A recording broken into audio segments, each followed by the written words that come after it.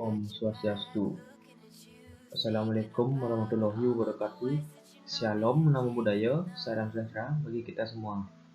Perkenalkan, saya Iwayan Eka Suryawan, NIM 22055311153. Dosen pengampu saya, Profesor Dr. Djokoto Gede Tirta Nindya STMT. Baik, di sini saya akan mempresentasikan tentang bahan polimer. Saya mengambil referensi materi ini dari buku Science of Engineering Material yang ditulis oleh Manas Chandra. Ikatan silang rantai polimer. Dalam kondisi khusus molekul, rantai polimer dapat dihubungkan silang oleh atom atau kelompok atom yang membentuk ikatan komplementara rantai. Tautan silang dapat dibentuk oleh atom asing atau molekul, misalnya atom belerang dalam karet vulkanisasi. Gambar di atas adalah gambar diagram satu panggung dan proses dua tahap. Dan gambar yang ini gambar persamaan atau diidealkan untuk produksi resin C tahap.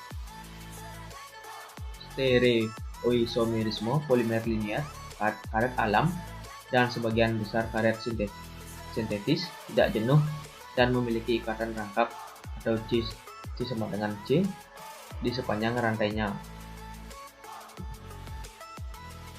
Baik, kita simak video proses pembuatan. Getah karet yang didapatkan bakal dikumpulkan dalam sebuah wadah besar. Setelah itu, seorang pekerja bakal mengukur jumlah karet yang bisa dihasilkan dalam getah yang didapatkan.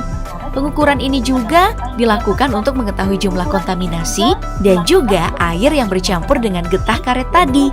Kalau sudah dikumpulkan, getah karet bakal didiamkan dalam sebuah kontainer datar dalam ruangan. Kontainer ini juga berfungsi sebagai cetakan dari karet yang nantinya didiamkan selama 1 hari penuh.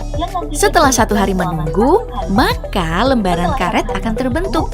Nah, lembar karet ini yang akan digiling, lalu dibersihkan secara berulang kali hingga nantinya menghasilkan karet yang sudah tidak bercampur air dan juga bersih dari kontaminasi senyawa lainnya. Oh iya, air yang tadi digunakan untuk membersihkan dan juga yang masih bercampur dengan karet tidak dibuang loh sebagai limbah pabrik, namun kembali digunakan untuk menyiram bibit dan juga pohon karet yang di kebun utama. Hal ini dilakukan karena sisa air pengolahan tadi bisa jadi pupuk alami bagi pohon karet. Unik juga nih manajemen limbahnya.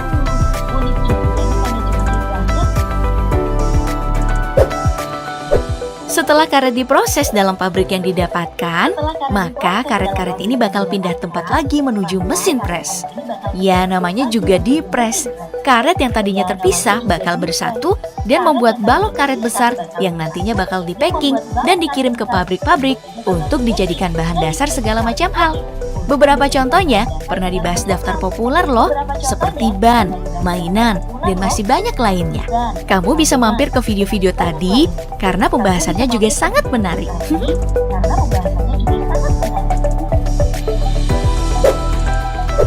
Membahas karet lebih jauh setelah mengetahui prosesnya yang tidak terlalu rumit.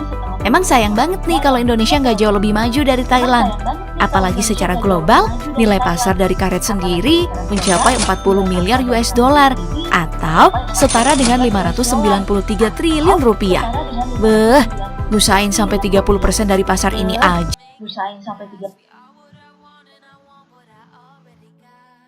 Memiliki ikatan rangkap di tengahnya atau TBE.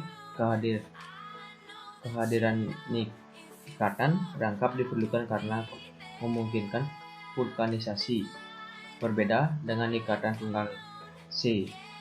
Ketika berotasi, ikatan rangkap atau chain C sama dengan C tidak diputar atau kecuali energi dari urutan 50 kal per mol disediakan untuk memutuskan komponen dari ikatan rangkap. Ini adalah polimer vinil dari rumus umum yang ditunjukkan yang di bawah ini, di mana R adalah beberapa grup sisi monovalen memiliki satu air-bond asimetris atom atau ditandai dengan tanda bintang. Di setiap mer atom karbon asimetris adalah situs isometri setrik Oleh karena itu, polimer-polimer tersebut dapat memiliki variasi struktur teratur yang tak terbatas. Akan tetapi, dua struktur sub sangat penting akan disebut isotaktik dan symbiotaktik. Baik, ini adalah contoh gambar diagram yang dimana gambar yang A itu adalah gambar isotaktik dan yang gambar yang B adalah symbiotaktik dan yang C adalah gambar diagram konfigurasi ataktik dalam polimer vinil proyeksi discharge yang sesuai ditampilkan di kanan.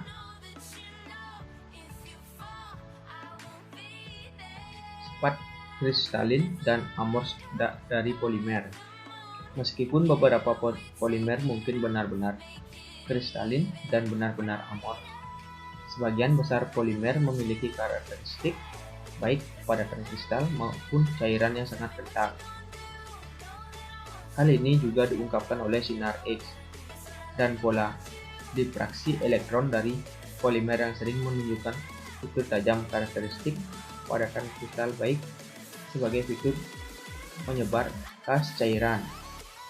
Polimer semacam itu mungkin dikatakan sebagai kristal atau semi kristal dalam karakter.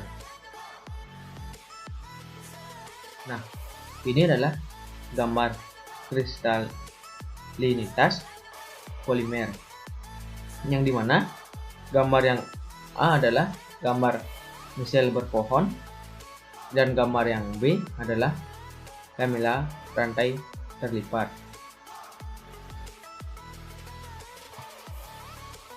Determinan kristalinitas polimer.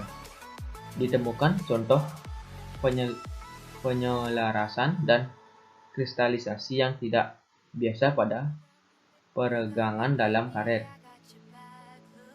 Yang pertama ada polyethylene linier, pada dasarnya memiliki struktur terbaik untuk kemasan rantai.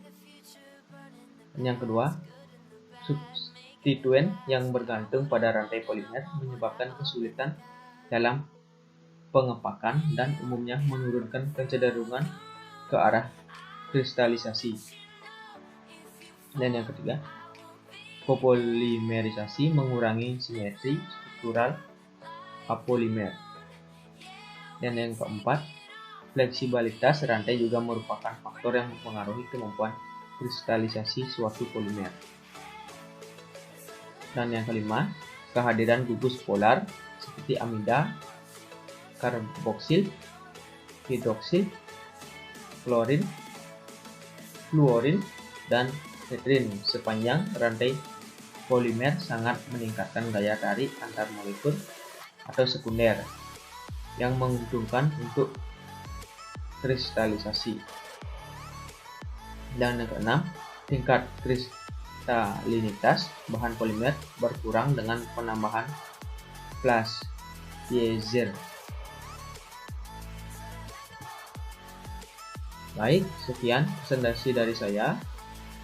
Mohon maaf apabila ada kesalahan kata dari saya. Akhir dari presentasi ini saya akhiri dengan Parama Santi. Om Santi Santi Santi.